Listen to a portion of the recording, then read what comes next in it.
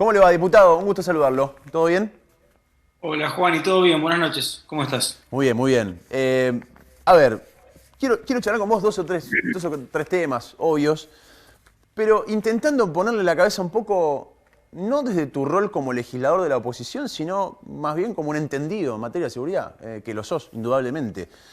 Lo primero que quiero preguntarte es, ¿qué viste en esta primera semana de un nuevo ministro de Seguridad? Cuando uno habla de un cambio de una figura tan importante como ministro de Seguridad, ¿espera atrás un cambio de rumbo, una comunicación de cuál es el norte, el plan, la política de seguridad? ¿Hay algo de eso esta semana? ¿Hubo algo de eso?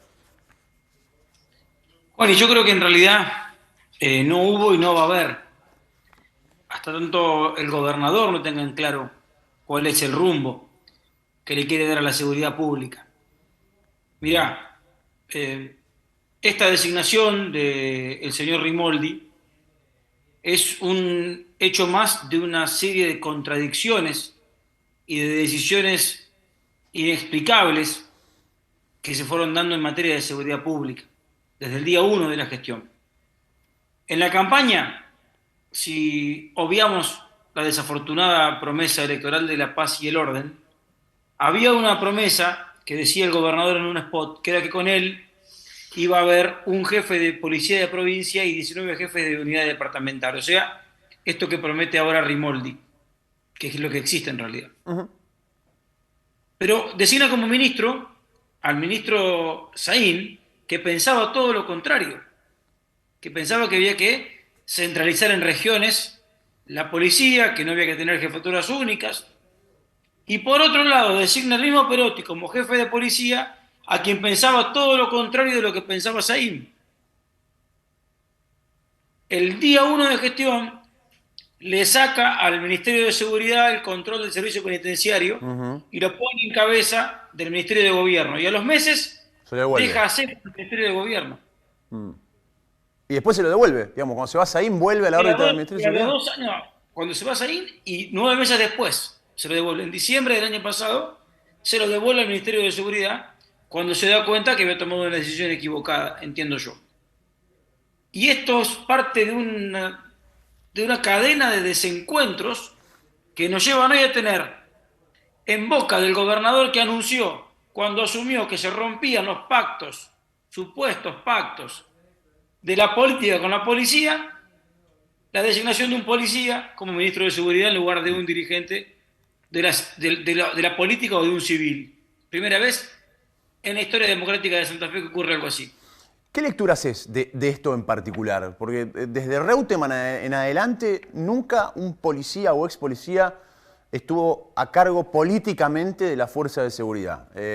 Obey modificó esa situación, Wiener creó el ministerio, y ahora es como que otra vez vuelve la figura de un policía como jefe político máximo, no solamente de la policía de la provincia de Santa Fe, sino para diagramar la política de seguridad, ¿no? Un hombre que evidentemente tiene una visión de la política de seguridad policial.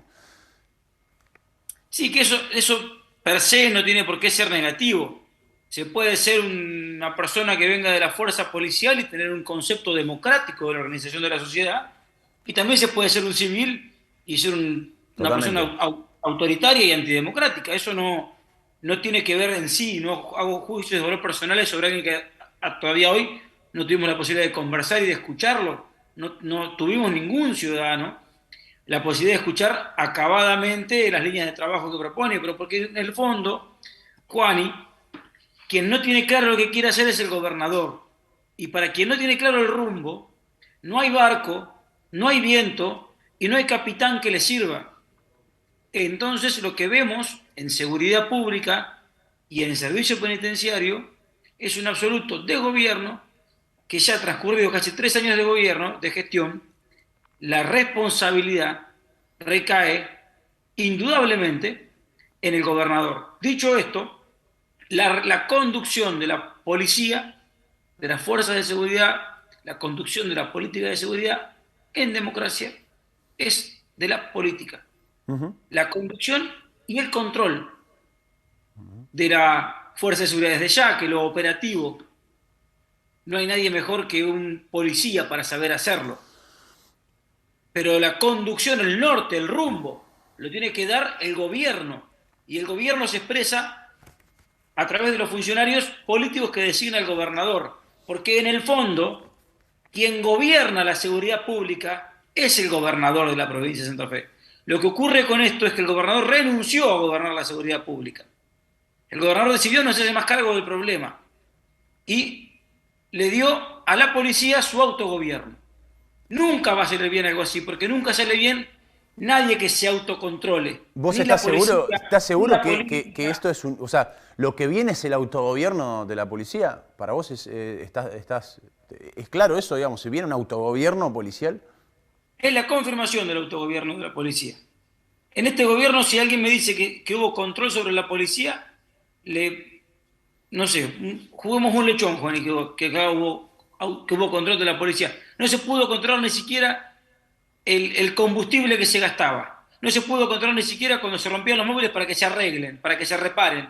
Quien no puede lo menos, no puede lo más. Si no pudieron controlar y garantizar que se reparen los móviles que se rompen, menos van a poder controlar lo que anunciaron en la asunción de gobierno, acusando al resto de pactos que no pudieron nunca demostrar y que además quedaron a la vista, que quienes tenían conversaciones con, por ejemplo, los monos, no eran los funcionarios de los gobiernos anteriores específicamente.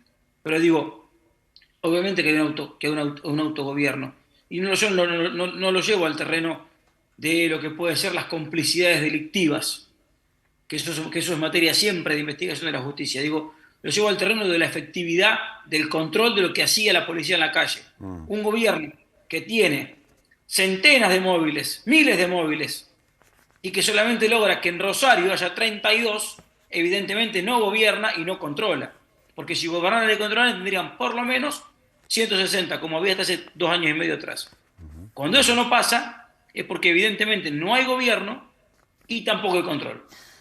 ¿Crees que tiene alguna responsabilidad institucional la oposición en esta situación que estamos viviendo? Yo recuerdo al principio, ¿no? Saim era un hombre muy valorado por el Frente Progresista. Fue asesor de Miguel Lichip, tuvo relación con el Ministerio de Seguridad. Era un hombre que estaba bien ponderado. Después la situación la relación terminó rompiéndose por completo. Pero por lo menos uno puede decir, mira, te puede gustar, ¿no? Saim tenía un plan. O sea, pretendió discutir 2 o 3 cuestiones que no se dieron. Después en adelante aparece un Laña medio con piloto automático, que algunos decían, no, es momentáneo porque el hombre es Montenegro, después Montenegro quedó involucrado en la causa de armas, afuera Montenegro. Procesado junto con Saim. Exactamente. Ahora llega Rimoldi. ¿Vos ves que la oposición, a lo mejor en aquel primer momento de Saim, podría haber llegado a tomar otra postura, no tan al choque a lo mejor, o crees que en realidad no dependió de la postura de la oposición? A ver, yo no me gusta hacer esto que dicen los españoles del y tú más, pero lo cierto es que el que inaugura la relación política yendo al choque es el gobernador Perotti, con el discurso de Asunción. Sí, ese discurso muy duro, muy duro. Se terminó, dijo, a partir de ahora se terminó el vínculo político con el delito. Básicamente los acusó de tener vínculo con el delito. Exactamente. Y hasta ahora que se tenga conocimiento en los últimos 20 años de vida política santafesina, el único funcionario que estuvo vinculado a un tema parecido, funcionario político, es de este gobierno y es la persona que le vendía favores a los monos. Y es de esta gestión. Entonces digo, hay que ser más responsable cuando se habla. Te interpelo también en eso, digamos. Es cierto que a lo largo de los últimos años ha habido numerosos casos de algún tipo de vínculo, de ahí a achacar directamente. O sea, yo recuerdo asesores del Ministerio de Seguridad que a los 10 minutos eran defensores de narcos. Te cito uno, Lucas Peirone, fue el primer abogado de Luis Paz, el narco buscado por la... y fue asesor del Ministerio de Seguridad. Digo, sí, interpreto que Perotti en ese momento tomó esos casos como para hacer una descripción generalizada de la política que está mal.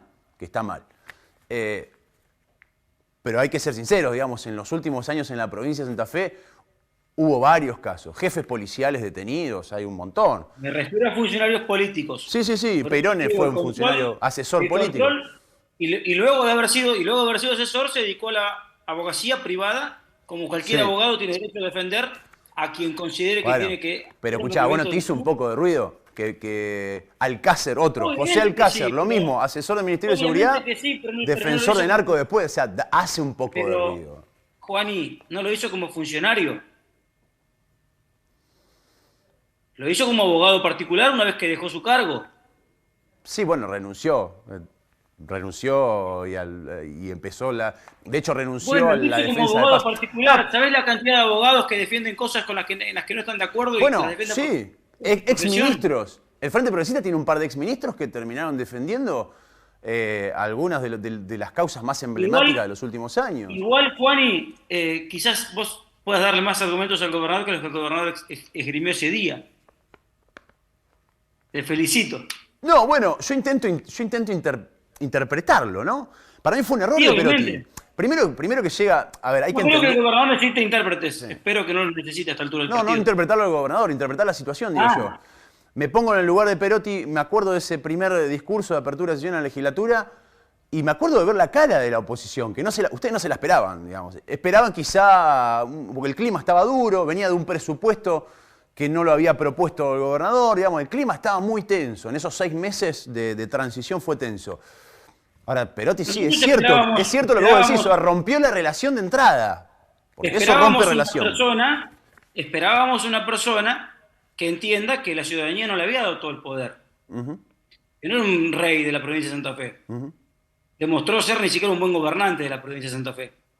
Pero ese día entendió él quizás que la ciudadanía, habiéndolo votado él como gobernador, le daba la suma del poder público para hacer lo que quería y acusar de cualquier cosa a gente honorable, como el caso de Miguel Lipschitz, quien tuvo que comer el garrón de ser acusado por el gobernador Perotti de cuestiones que todos sabemos, que sería una... eh, que habla mal de la condición humana de quien lo dice, por decirlo de una manera menos soez de lo que me saldría decirlo. Pero digo, el que decidió tener esa relación con la oposición fue el gobernador, pero más allá de eso, las leyes que se proponían tenían una pequeña trampita en la norma. Eran leyes que entraban a funcionar dentro de 4 años. Sí. Eran leyes que tenía que aplicar el próximo gobierno. Perotti le decía al gobierno, le decía a la gente que la culpa era del problema, que la culpa de todo era del gobierno que se iba y que la solución se le iban a dar al gobierno que venía. Mientras tanto le preguntábamos, ¿pero qué va a hacer usted con este tema? Y nunca tuvimos respuesta sobre qué iban a hacer en ese momento, en ese tiempo, en ese presente con el tema de la seguridad pública. Nunca la tuvimos. Recordarás vos que los invitamos a la legislatura a que vengan a explicar las razones que motivaban el proyecto, como ocurre con cualquier mensaje del Poder Ejecutivo. Hay un mensaje sobre cualquier área del gobierno y el encargado de esa área va a la legislatura y explica ante oficialistas y opositores cuáles son las razones que motivan que lo que dice el texto sea lo que manda el Ejecutivo. Y en su momento eligieron no ir a la legislatura. Luego cambia de ministro. Se le pregunta al ministro si estaba entre las prioridades del gobierno, eso el ministro dice que no, que iban a enviar un proyecto de seguridad privada, que tampoco enviaron. No llegó nunca. Ahora, no llegó nunca. No llegó nunca. Y ahora vemos que se intenta la contrarreforma de la reforma que nunca se hizo. Y que nos van a entretener con la contrarreforma ahora, resulta. Que lo que antes era una cortina de humo para no hacer las cosas en el presente, ahora también va a ser una cortina de humo para no hacer las cosas en el presente. Antes el problema era lo que había que reformar y el problema lo que hay que restaurar. Pero en ningún momento ni Saín, ni Laña, ni Rimoldi dicen que quieren hacer con la seguridad pública en el presente. Con la primera gestión tuvimos futuro sin presente.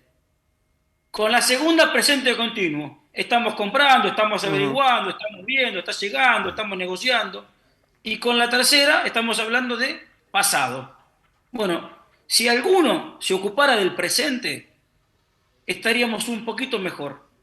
Pero el que le tiene que dar la orden al ministro de lo que se ocupe del presente es el gobernador.